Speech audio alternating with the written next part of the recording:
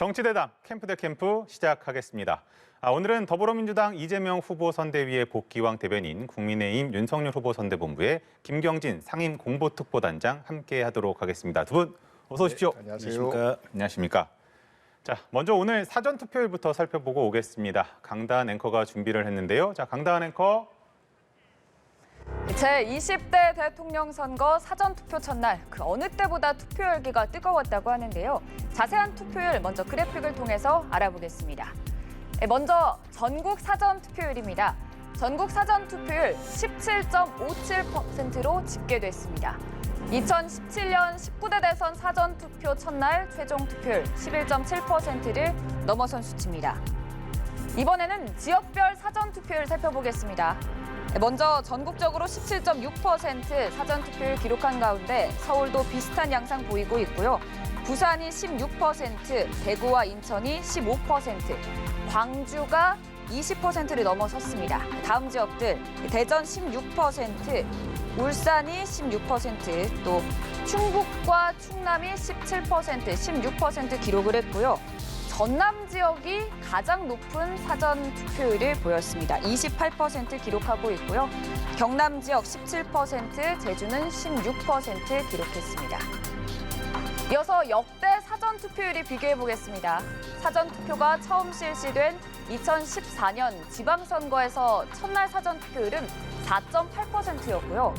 2016년 총선 때에는 5.5%, 2017년 대선 11.7%, 2018년 지선은 8.8%였습니다.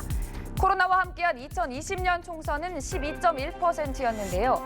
20대 대선 첫째 날 사전 투표율은 17.57%로 역대 최고 투표율을 기록했습니다. 이번 대선에서 최종 사전 투표율이 얼마나 기록될지 여야 모두 촉각을 세우고 있는데요. 사전 투표는 하루 더 남아 있습니다. 선거 당일에 투표가 어려우신 분들 소중한 한 표 꼭 행사하시기 바랍니다. 두 분 이제 사전 투표 하셨습니까? 예, 했습니다. 하셨습니까? 네, 했습니다. 두 분 다 하셨고. 아무래도 그렇다 보니까 이제 관심도 뜨겁고 국민들의 이제 관심도 많아서 참여율도 상당히 높았고 투표율도 역대 중에 가장 좀 높게 나타나고 있어요, 첫날. 그 배경이 좀 뭐라고 보시는지도 궁금하고 이에 따른 이제 득실, 각 당에서 좀 따지고 있는 게 있을 텐데 여기에 대해서는 김경진 단장께 먼저 좀 여쭤볼까요? 일단 아까 저 자료 화면에서 봤지만 사전 투표가 도입된 이후 네. 매번 꾸준히 좀 올라오는 것 같아요. 다만 딱 한 번 이제 이게 지방선거 때 사전 투표율이 높아졌는데 그거는 그 직전 선거가 대통령 선거다 보니까 그렇죠. 네. 사실은 국민은 대통령 선거 때 뜨겁지 지방선거 때 뜨겁지는 않거든요. 그래서 전체적인 흐름은 국민들이 사전투표 제도를 숙지하고 이제 널리 활용이 이렇게 돼가고 있는 이런 추세다. 그래서 사전투표율은 계속 높아져가는 추세다라고 보는 게 하나가 있고요. 네. 두 번째는 어쨌든 초박빙 승부 아니겠습니까? 그렇죠. 예, 그러다 보니까 양 진영 모두 투표하러 반드시 가야 된다. 내가 지지하는 사람이 돼야 된다. 이 의지가 강하다 보니까 사전투표율이 아마 서로 경쟁적으로 지금 높아지는 이런 추세가 또 하나 있지 않나 싶어요, 보면. 민주당에서는 어떻게 좀 분석하고 계세요? 예, 그맨 처음에 사전투표는 뭔지 잘 몰라서 안 찾아가시다가 네. 그리고 하루밖에 안 됐었거든요. 네네. 이제 그러다가 이게 이틀로 늘어나고 이게 편하더라. 서울에 다니는 길에 서울역 주변에 있는 사전투표에 가서 투표하고 가고 네네. 이러다 보니까 그 인식이 늘어나서 투표율이 늘어나는 경향이 하나 있고 그리고 특히 대선은 다른 선거들보다 보편적으로 투표율이 그렇죠. 더 높지 않습니까? 관심도가 높죠. 예. 그래서 이제 높게 나타나고 있는데 저는 투표율이 높은 것은 일단 환영하고 반가운 일이라고 생각해요. 네. 과거에 투표율을 높이는 것에 대해서 어느 정당은 좀 싫어하고 그랬었는데 지금은 사전 투표에 대해서 음모론 제기하고 하는 것들은 이제 의심하지 마시고 투표하시라라고 하는 것은 정말 잘하는 것 같아요. 그래서 많은 국민들이 투표를 해서 그리고 그 많은 국민들이 참여한 가운데 결과에 승복하는 그런 아름다운 선거가 됐으면 하는 바람을 갖고 있습니다. 그래서 민주주의는 결국 주권자들이 얼마나 주인 노릇을 똑바로 하느냐 이것에 따라서 지키느냐 못 지키느냐의 문제라 투표율이 높다고 해서 낮다고 해서 또 사전 투표율이 양쪽 다 캠페인하고 있으니까 누구에게 불리하게 작용한다 유리하게 작용한다 이건 아닌 것 같습니다. 박빙이다 보니까 쉽게 점치기 어렵다라는 말씀으로 이해를 하겠고 그런가 하면 이제 그 복귀왕 대변인께 좀 이어서 여쭤보면 보통 후보들이 사전 투표를 할 때 배우자와 같이 가게 되는데 이번에는 윤석열 후보도 그렇고 이재명 후보도 그렇고 혼자 가셨어요. 그래서 이게 좀 이례적이다 이렇게 좀 보이는데 뭐 이렇게 한번 좀 직설적으로 여쭤볼게요. 두 분 다 배우자와 동행하지 않는 게 좀 유리하다라고 판단을 하신 거예요? 아시면서 물어보시는 것 같아서 유리하다라는 것이 아니고 뭐 마찬가지일 텐데 네. 우리 저 이재명 후보께서는 배우자께서 네. 자숙하겠습니다. 그리고 네네. 현재 이제 감사와 수사가 진행되는 것에 네. 대해서 선거 결과와 상관없이 책임지겠습니다. 라고 말씀을 드렸는데 같이 투표장에 나오는 모습이 자숙하는 모습으로 보이지 않을 수 있다 해서 저희들은 실제 아무런 비공개 행보도 안 하고 비공개하면서 살짝 또 언론에 노출도 시키고 하지 않습니까? 그렇죠, 그렇죠. 뭐 그런 거 안 하고 말씀드린 대로 본투표 날 조용히 투표장에 가서 그때 이제 알아보고 사진 찍어서 SNS 올리고 하는 것들이야 뭐 어쩔 수 없겠습니다만 뭐 양쪽 다 마찬가지 사정이라고 봐요. 그래서 저는 이 대목에서 좀 씁쓸합니다. 아름답지 못한 모습이고 국민들에게 결국 걱정을 남기는 투표 과정이기 때문에 아마 저뿐만 아니라 우리 국민들도 마찬가지로 걱정스럽다라고 느끼시지 않을까 싶습니다. 국민의힘도 자숙의 의미로 이렇게 따로 하신 겁니까? 저는 지난번에 이제 윤석열 검찰총장을 하다가 네. 이제 퇴임하고 나오셔가지고 서울시장 선거 때 아버님 모시고 투표장에 갔었잖아요. 그랬었죠? 예. 전 정말 그 보기 좋더라고요. 저도 아버님 살아계셨으면 아버님 모시고 한번 투표장에 가봤으면 어떨까 하는 이제 네. 그때 그 생각을 좀 해봤었는데 기본적으로 후보께서는 지금 부산, 경남북, 영남 지역 유세가 이제 계속해서 이제 동선이 그쪽에서 이어지시고요. 그래서 윤석열 후보는 오늘 이제 부산에서 이렇게 했고 네. 그 다음에 배우자께서는 사실 오늘 그냥 뭐 하셨나요? 하셨죠. 사진 그 하셨고. 화면에 잡혀가지고 다 아. 나왔잖아요. 네네. 보면. 예, 그래서 그게 뭐 좀 무슨 비밀리에 투표를 했다 이렇게 얘기하기는 어려운 것 같고 널리 공지를 안 했다. 근데 어쨌든 공개적으로 지금 사전 투표를 했다 이렇게 말씀드릴 수 있는 상황인 것 같습니다. 그러면 그 말 나온 김에 이제 김경인 단장님께 이어서 여쭤보면 이게 이재명 후보 같은 경우는 서울에서 출발을 해서 이제 강원도로 가다 다시 서울로 오셨고 윤석열 후보 같은 경우는 이제 부산에서 출발을 하셔서 이제 대구, 경북, 그 영남 지역을 이제 네. 지나셨는데 요게 좀 시작점을 거기로 잡은 이유가 좀 궁금하기도 해요. 사전투표 첫날인데. 그래서 근데 사전투표 첫날이라는 의미보다도 전체적인 이게 선거운동 기간 중에 동선을 어떻게 분배하느냐 네네. 이제 이게 관건일 것 같고요. 어차피 영남도 한번 들려야 되고 이재명 후보께서도 아마 2, 3일 전에 한번 들리셨는 걸로 알고 있어서 그걸 가지고 특별한 의미를 부여할 필요는 없다. 그리고 대선 기간 중에 특히 후보들 입장에서는 현장의 목소리를 듣고 현장의 얘기를 듣는 것이 굉장히 중요한 것이기 때문에 전국의 모든 지역을 최소한 한 번 이상은 다 다녀야 되는 것이 원칙입니다. 그래서 특별한 의미를 부여할 필요는 없는데 다만 이제 굳이 의미를 추가적으로 부여를 한다면 영남 쪽에서 지금의 지지보다는 좀 더 집중된 지지가 나왔으면 좋겠다라는 희망이 하나 있을 수 있겠고 두 번째는 이제 부산 경남 쪽에는 어쨌든 문재인 대통령 고향이시고 네. 하고 또 노무현 대통령 고향이기도 하고 그래서 이쪽에 있는 민주당 지지 세력의 표를 최대한 윤석열 후보 지지로 좀 돌려야겠다. 그래서 가령 뭐 지난번에 배우자 김건희 씨하고 이명수 기자하고 통화 네. 내역을 예, 보면 윤석열 후보가 노무현 대통령 영화 보고 2시간 동안 펑펑 울었다라고 하는 내용이라든지 또 최근에 문재인 대통령 지지하는 이 지지 여러 집단들이 이번에는 자기는 지난번에는 문재인을 찍었지만 이번에는 윤석열이다. 우리는 민주당 당적은 안 버리지만 이번에는 전략적으로 2번을 찍어야만 민주당이 정상화된다. 이 메시지를 계속 내고 있지 않습니까? 그래서 그런 연장선이다라고 봐주시면 될 것 같습니다. 사실 제가 이걸 여쭤본 이유가 사실 윤석열 후보 같은 경우는 뭐 그 흐름상의 일이겠습니다만 그래도 이제 텃밭이라고 볼 수 있는 TK도 들르셨고 이제 특히나 반대로 또 이재명 후보 같은 경우는 좀 서울, 강원 그래서 조금은 약세 지역을 좀 가신 것 같아서 아무래도 조금 대비되는 부분이라 언론으로서 좀 주목을 해봤는데 어떤 의미가 있다고 좀 볼 수 있을까요? 우선 역대 선거에서 서울에서 지고 뭐 결과에서 네. 뭐 이긴 선거가 없었기 그렇죠. 때문에 서울의 상징성이 굉장히 중요하다라는 것 하나하고 또 하나는 이쪽 광화문에 있는 소공동 네. 투표소에서 하셨는데요.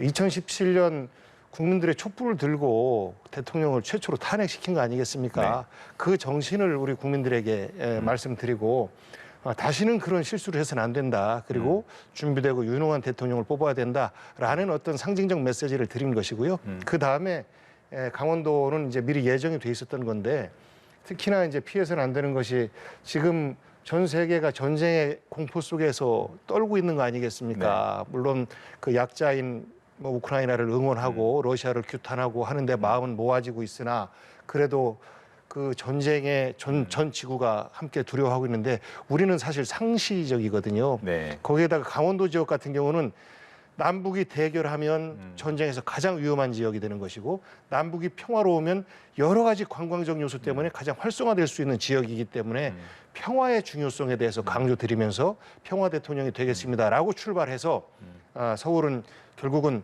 승부는 서울에서 나는 거기 때문에 서울에 여러 가지 뭐 우리 정부 문재인 정부가 잘한 것도 있고 또 못한 것도 있습니다만 그런 것들을 행정적으로 정치적으로 가장 잘 알고 있는 후보 저 이재명이 잘하겠습니다. 라는 어떤 그 지지의 뜻이 담겨져 있다 이렇게 말씀드립니다. 알겠습니다. 지금 뭐 국회의원 대변인께 연이어 좀 여쭤보려고 했던 부분이 그 광화문에서 사전 투표하신 이유가 뭔지를 여쭤보려고 그랬는데 말씀 주신 거를 보면은 결국에는 이제 촛불을 들었던 국민의힘으로 촛불을 들어서 그때 당시 이제 박근혜 전 대통령을 탄핵을 시켰던 그것에 이어서 이번에도 국민의 힘을 보여달라 그런 의미가 그렇습니다. 있다라는 것으로 그렇습니다. 정리를 해보겠고 그럼 김경진 단장께는 윤석열 후보가 사전 투표에 이렇게 말씀을 하셨습니다. 제가 검찰총장 그만둔 지 딱 1년 되는 날이다.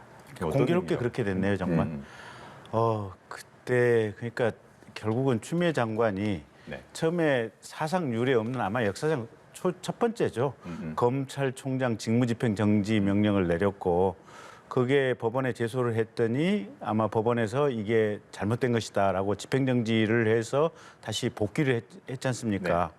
그랬더니 추미애 장관이 이게 징계 절차를 해서 뭐 이런저런 뭐 얘기 끝에 민주당이 그때 사실은 사표만 내면 뭐 징계 절차 이게 시작 안 할 것이다. 예. 이런 식의 얘기를 많이 했는데 그때 당시에 윤석열 총장이 꿋꿋하게 버텼죠. 그렇죠. 그랬더니 징계를 강행을 했고 결국 정직 2개월 결정이 났었고 거기에 대해서 이제 소송이 제기됐고 또 이 징계에 대한 집행정지, 강제집행정지 판결이 났었지 않습니까? 예.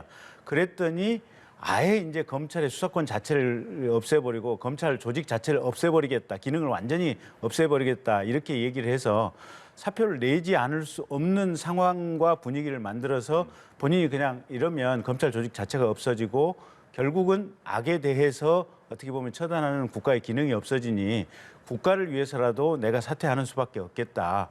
이 집권당인 민주당이 이렇게 무도한 행위를 하니 이 기세를 꺾을 방법이 없으니 나는 나간다라고 얘기를 하고 사퇴를 하고 나오셨던 날이거든요. 근데 공교롭게도 딱 1년 지나고 나서 대통령 선거의 후보로 이게 선출돼서 지금 대통령 선거 진행 중이고 그렇죠. 사전 투표하는 날이죠. 날이고 그래서 이 사전 투표가 결국은 이렇게 5년 동안 국민들을 속이고 기망하고 대한민국의 헌정을 파괴했던 민주당에 대한 심판의 날이 될 것이다라는 의미가 포함되어 있는 그런 알겠습니다. 말씀 아닌가 싶습니다. 그 부분에 대해서 심판은, 조금 예. 제가 말씀을 드리면 저는 검찰총장 그만둔 지 1년 된 날이다라는 말씀을 본인이 안 했으면 더 좋았을 것 같아요. 왜냐하면 뭐 말씀하신 진행 과정이 있었죠. 추미애 장관이 징계를 때리고 이에 대한 불복을 하고 그리고 불복 과정에서의 가처분 신청을 법원이 받아주고 했는데 결국은 최종 법원의 판결은 정직 2개월도 부족하다라는 거였어요. 그래서 추미애 장관의 행정 절차, 징계에 관한 행정 절차는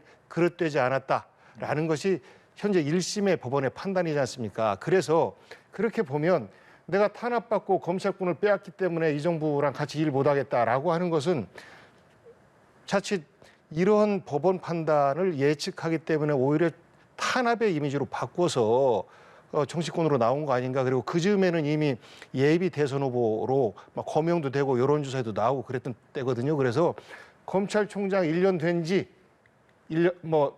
그만둔 지 1년 이거는 법원의 판단으로 볼 때는 정당하지 못하는 것이다라는 말씀드립니다. 알겠습니다. 같은 1년인데 해석이 참 엇갈리는 것 근데 같고. 제가 우리 대변인께도 한 번 더 드리시고요. 제가 한 번만 더 할게요. 네네. 최근에 지금 연이어서 3일째 네. 계속해서 문재인 대통령의 핵심 지지자들 네. 또 민주당의 당직자들이 윤석열 후보 지지 선언을 연거푸하고 있거든요. 근데 그분들은 그렇게 얘기를 하고 있어요. 5년 전에 우리는 문재인 뽑았다. 그리고 뜨겁게 문재인을 사랑을 했었는데 네. 중간에 조국 사태도 이게 단장님 잠시만요. 예. 지금 속보 들어온 것 한 번만 좀 정리를 하고 가겠습니다. 자, 울진 산불이 강풍을 타고서 확산을 하고 있다. 2,000헥타르 이상의 피해가 추정된다. 이런 소식 들어왔고요. 특히 이제 9개 마을에 3,900여 명이 대피를 했고 주택 17채 등이 소실이 됐다는 소식도 들어와 있습니다. 특히 한때 한울 원전까지 위협을 했었는데 원전 주변은 현재 안정화 단계라는 다행스러운 소식도 들어와 있고요.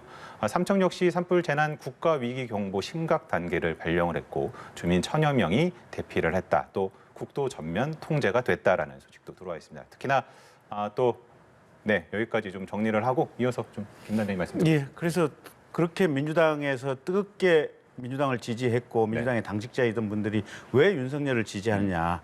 자기네들 조국이 무죄고 검찰이 사건을 억지로 조작해서 조국 일가에 대한 기소를 했다라고 조국 씨나 민주당 사람들이 그렇게 주장을 했기 때문에 자신들도 그렇게 철석같이 믿고 조국 씨 무죄라고 이렇게 해서 서초동에서 촛불 시위도 하고 했는데 법원에서 대법원에서 판결 나는 것을 보니까 민주당에서 했던 얘기들이 다 거짓말이더라. 이 사람들이 조직적으로 민주당의 열성적인 지지자인 우리들까지 속였다. 그리고 나서 뽑은 대통령 후보가 세상의 전과 사범에다가 여러 가지 대장동이라든지 성남FC라든지 온통 비리투성이의 후보를 민주당에 선출한 거 아니냐. 그래서 자신들은 민주당의 당적을 앞으로도 유지하겠고 민주당의 당원이겠지만 그럼에도 불구하고 이번 대통령 선거에서는 전략적으로 민주당이 그나마 제정신을 차리기 위해서는 이번 윤석열을 뽑는 것이 최선이라고 국가 발전을 위해서 최선이라고 생각을 한다라고 하면서 며칠째 계속해서 릴레이로 지지선을 하고 있습니다. 이건 뭐냐면 민주당 또 이 문재인 정부가 지난 5년 동안 국민들에 대해서 어떻게 기만을 해왔는지 자신들의 잘못을 어떻게 속여왔는지를 단적으로 보여주는 증빙 자료이기 때문에 민주당은 좀 많이 반성을 하셔야 될 대목이 아닌가 싶습니다. 알겠습니다. 복귀영 대변인께 한 말씀 짧게 얘기할게요. 뭐 대통령이 되면 나라 살림을 책임지는 거기 때문에 그리고 5년 단임이기 때문에 시작할 때의 기대와 마칠 때의 실망감은 아마 누구나 다 마찬가지일 겁니다. 그러기 때문에 우리가 정치 좀 개혁하자라는 말씀을 좀 드리는 것이고 친문 단체들이 윤석열을 지지한다라는 것이 뭐 조국 사태와 연결지어서 말씀하시는데요. 그렇게 말씀하시면 그 박근혜 대통령의 동생분께서 이재명 후보를 지지했어요. 그리고 이보다 훨씬 전에 수많은 친박 단체들이 또 이재명 후보를 지지해요. 왜? 윤석열 후보 못 믿을 사람이다. 본인의 출세를 위해서 물어뜯는 사람이다. 윗사람을 물어뜯고 결국 그렇게 해서 이렇게 크는 건데 박근혜 물어뜯고 문재인 물어뜯고 결국은 국민도 물어뜯을 거 아니냐. 이제 대통령이 되면 상관은 국민이니까.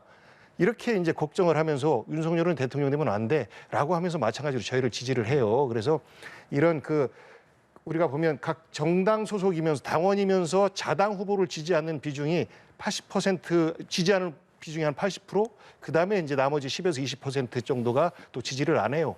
그러한 일반적인 흐름인데 이것들을 지금 현재 정치 이벤트화 해가는 과정이고 각 당은 또 그렇게 분화가 돼가고 있는 겁니다. 자연스러운 정치의 흐름이라고 보고요.